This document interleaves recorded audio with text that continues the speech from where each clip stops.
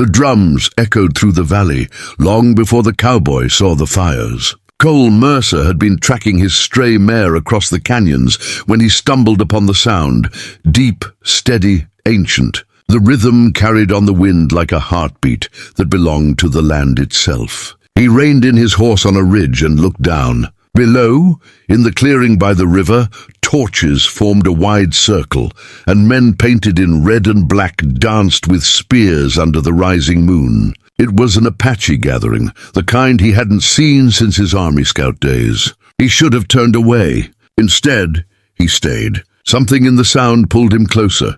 When he led his horse down the slope, staying to the shadows, he realized this wasn't a war council. It was a ceremony. At the center of the circle stood a young woman dressed in white deerskin, her hair braided with feathers of eagle and raven. The firelight painted her face in gold and copper. Around her stood 12 warriors, each holding a weapon, each fierce and proud. They moved with purpose, their voices rising in chant. Cole watched, silent, unseen. An old man's voice carried over the fire. Tonight, 12 men stand for the hand of Naira, daughter of the late Chief Tenaya. Each has proven his courage in battle, his honor before the spirits. But only one will she choose. The name hit Cole like a ghost, Naira. The same girl who'd once stood beneath the broken mission walls years ago, when she'd come to him with the truth about her past. The girl whose tears had burned him deeper than any wound. He thought he'd never see her again. And yet there she was, standing tall and proud, no longer haunted by her past, but radiant, her eyes like polished amber in the firelight. Cole's heart thudded in his chest. He wanted to turn back, to leave before anyone noticed him, but something stronger held him there, something that had never left since the night she'd said goodbye. He thought of the last thing she'd told him. If you ever find home, make sure it's somewhere the fire can't reach. But looking at her now, he realized maybe she was the home he'd been running from.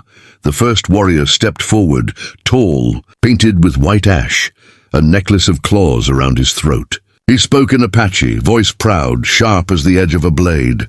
The old man nodded. The second followed, then the third, each reciting deeds of bravery. Wolves slain, enemies defeated, storms endured. They circled Naira, declaring what they could give: land, strength, loyalty. She listened, expression calm, unreadable. Cole stood in the dark, every word a drumbeat in his chest. He didn't belong there, not among them, not anymore. He was an outsider, a ghost of a world that had taken too much from theirs. And yet, when the 12th warrior stepped forward and threw his spear into the ground before her, declaring, "I will fight any man who dares stand before her heart," she finally lifted her head, and her gaze met Cole's across the firelight. For a heartbeat, everything stopped. The drums fell silent. The chants faded. The crowd turned to see what had caught her eyes. And there, at the edge of the circle, half hidden by shadow and dust, stood the cowboy who had once carried her through fire. His hat low, his coat worn, his face older, but those same eyes that had looked into hers 20 years ago. A murmur spread through the crowd. The old man frowned, lifting his staff. "Who stands there?" he demanded. Cole stepped forward slowly, his boots sinking into the earth. "Name's Mercer," he said quietly. "Didn't mean to intrude." The warriors bristled. Spears lifted. One of them spat. "White man has no place here."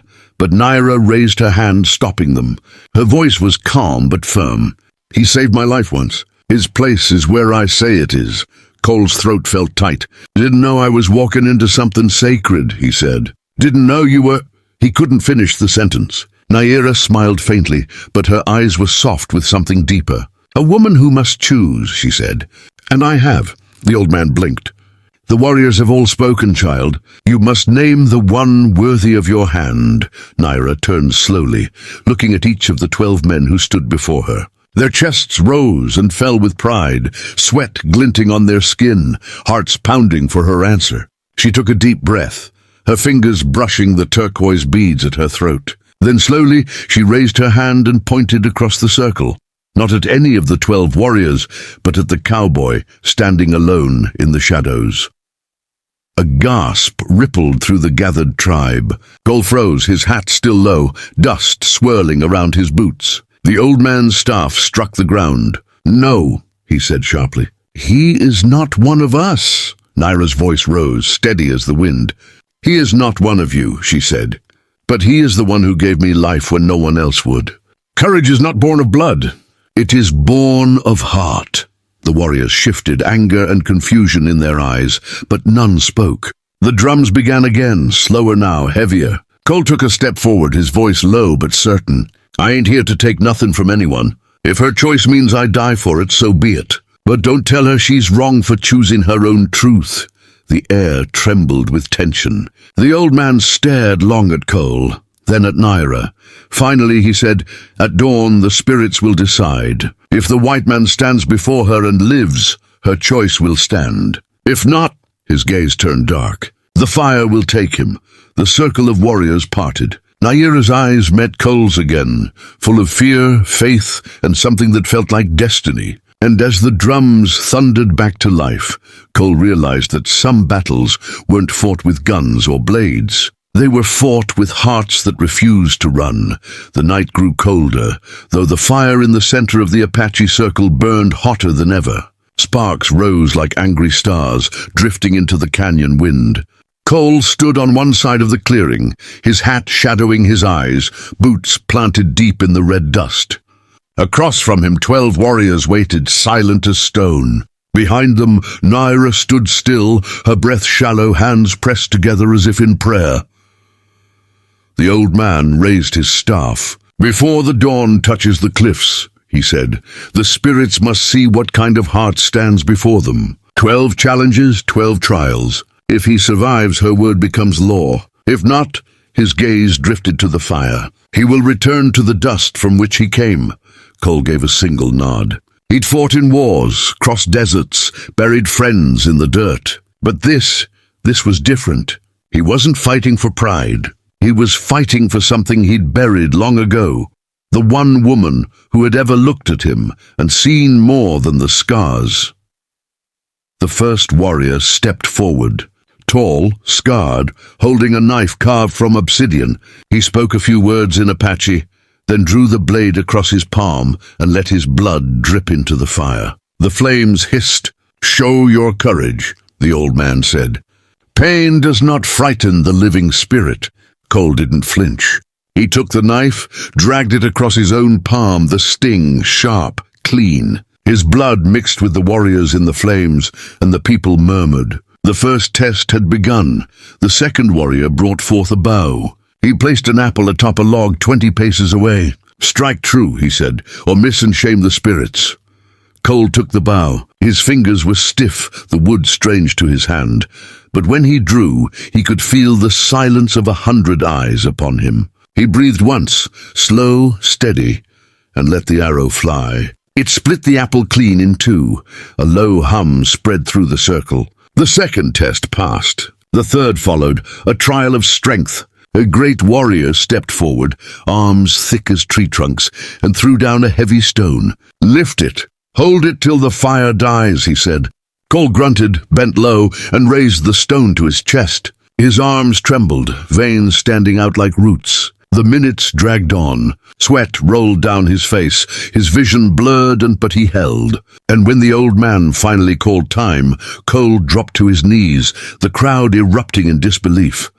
Naira's eyes filled with tears she dared not show. She'd known he was strong, but this was more than strength. It was a man's soul, refusing to bend. By the time the 7th trial came, Cole's hands were torn, his body streaked with ash and blood. The challenges had become harder, running through the flames, standing in the cold river until the drums stopped, speaking truth under the watch of the ancestors. But he endured. He never cursed, never cried out. The old man watched closely, and something in his hard eyes began to soften. When the 11th warrior stepped back into the circle, Cole was barely standing. His breath came ragged. His coat was gone, his shirt torn, but Naira moved from the shadows, her steps light as smoke. The guards tried to stop her, but the old man lifted his hand. She walked up to Cole, her face trembling. "You don't have to do this," she whispered. You've already given enough." He looked at her, dust, blood and moonlight between them, and smiled faintly. "You don't stop halfway to the truth, darling. Not when the road's this close." Tears broke from her eyes.